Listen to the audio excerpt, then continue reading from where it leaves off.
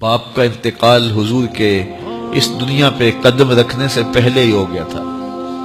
ابھی شکم مادر میں تھے کہ حضرت عبداللہ کا انتقال ہو جاتا ہے۔ در یتیم پیدا ہوئے، 6 سال کی عمر میں ابوا کے مقام پر ریت کے ٹیلے آئے تو وہاں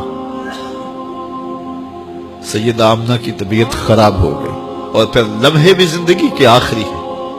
سیدہ آمنہ نے محسوس کر لیا کہ یہ میری آخری سانس ہے۔ سیدہ پاک نے حضور کے سر پہ ہاتھ رکھا اور روتے ہوئے کہا کہ بیٹا، ہر نئی چیز نے پرانا ہو جانا ہے، ہر باقی نے فنا ہو جانا ہے۔ میں بھی جا رہی ہوں، وَذِكْرَ بَاقْ وَوَلَدْتُ طُهْرًا، لیکن میرا ذکر نہیں مٹے گا، اس لیے کہ تیرے جیسا ستھرا بیٹا چھوڑ کے جا رہے ہیں۔ یہ آخری لفظ تھے سیدہ پاک کے کہ سیدہ آمنہ سلام اللہ علیہا کا انتقال ہو گیا۔ خیر، حضور ماں سے لپٹ گئے، امی آپ آگے بولتی نہیں ہیں، لیکن خاموش ہو گیا تھا چمن بولتا۔ حضور نے وہیں پھر اپنی ماں کی تدفین کی۔ تدفین کے بعد ام ایمن کے ساتھ سواری پر بیٹھ جاتے ہیں اور چمٹ جاتے ہیں ام ایمن کے ساتھ، اور وہ جا کے حضرت عبد المطلب کے سپرد کر دیتی ہیں۔ تو حضرت عبد المطلب حضور کو آغوش میں لے کے بڑا روئے، اور ام ایمن سے کہا کہ میرے اس بیٹے کا تم نے خاص خیال رکھنا ہے۔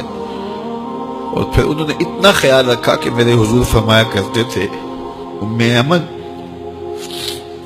میری ماں کے بعد میری ماں ہے۔ 2 سال کے بعد حضرت عبد المطلب کا بھی انتقال ہو گیا۔ ابن حشام کے یہ لفظ سینہ چیرتے ہیں کہ جب امیر قریش کا جنازہ اٹھا تو سارا مکہ جنازے کے لیے امڑ آیا، لیکن لوگوں نے 8 سال کے ایک بچے کو دیکھا جو دیواروں سے لپٹ لپٹ کے رو رہا تھا۔ آج یہ سہارا بچھن گیا تھا۔ پھر چچا کی کفالت میں آئے، پھر ایک وقت آیا کہ وہ بھی اس دنیا کو چھوڑ گئے، اور اسی سال حضور کی اہلیہ کا انتقال بھی ہوا، اور اس سال کا نام عام الحزن، دکھوں کا سال رکھا۔ اہل مکہ نے جو سلوک کیا وہ کسی سے بھی مخفی نہیں ہے۔ پتھر مارے، گڑھے کھودے، کانٹے بچھائے، اجریاں ڈالی، اپنے گھروں کے کوڑے لا کے حضور کے گھر کے سامنے رکھ دیے۔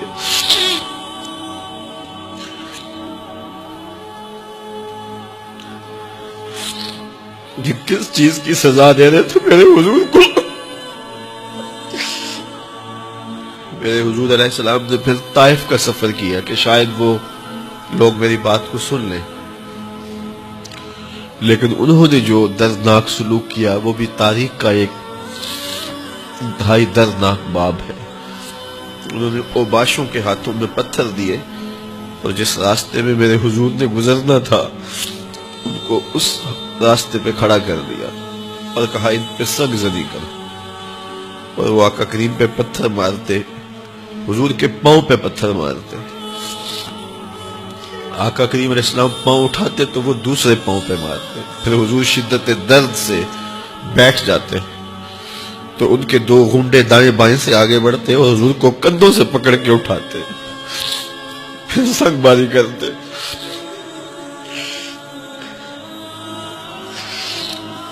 نالین حضور کے خون سے بھر گئے۔ عذاب کے فرشتے حضور کے پاس آئے کہ اگر آپ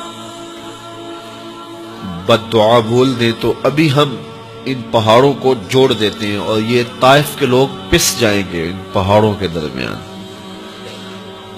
آسمان سے پتھر اتریں گے، ان کے سر کچل دیے جائیں جنہوں نے آپ کو دکھ دیے۔ اب صحابہ جو ساتھ تھے انہیں بھی شدید آرزو تھی کہ حضور ان کے لیے بد دعا کرے، انہوں نے بڑا دکھ دیا، تو پھر حضور کے ہاتھ اٹھ گئے۔